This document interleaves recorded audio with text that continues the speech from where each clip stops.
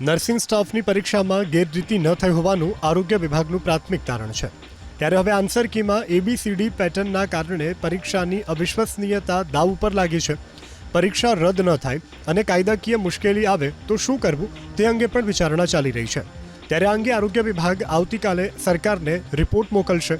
Report બાદ પરીક્ષા યથાવત રહેશે કે રદ થશે તે અંગે સરકાર આખરી નિર્ણય કરશે.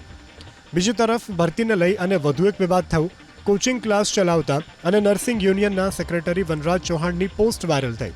વોટ્સએપ ગ્રુપમાં તેઓ દાવો કરી રહ્યા છે કે આપણે જે પેપર કાઢ્યું હતું તે જ પેપર આવ્યું. વિવાદ વધતા વનરાજ ચૌહાણે સ્પષ્ટતા કરી કે મને ખોટી રીતે બદનામ કરવાની કોશિશ. કેટલાક ઉમેદવારોએ મને કહ્યું હતું કે તમે જેવા સવાલો કયા હતા એવા જ સવાલો પૂછાયા, જેથી ઉમેદવારોનો ઉત્સાહ વધારવા આ પોસ્ટ લખી હતી. ભરતી પરીક્ષામાં ગેરરીતિની આશંકાએ આરોગ્ય વિભાગે 14 ફેબ્રુઆરી સાંજે 5 વાગ્યા સુધીમાં ગાંધીનગર આરોગ્ય કમિશનર કચેરીની કાર્યાલયમાં રજૂઆત કરવા ઉમેદવારોને અપીલ કરી છે. સ્ટાફ નર્સની પરીક્ષામાં પ્રોવિઝનલ આન્સર કી જાહેર થયા બાદ પરીક્ષામાં ગેરરીતિના શંકા ગઈ હતી, કેમ કે આન્સર કીના તમામ જવાબ ABCDના ક્રમાંકમાં હતા. નર્સિંગની પરીક્ષા GTUએ લીધી હતી. સમગ્ર મામલે GTUએ રાજ્યના આરોગ્ય વિભાગને રિપોર્ટ સોંપ્યો છે, જેમાં આન્સર કીમાં ABCD પેટર્ન ફોલો કરનારા ઉમેદવારોની વિગતો સોંપવામાં આવી.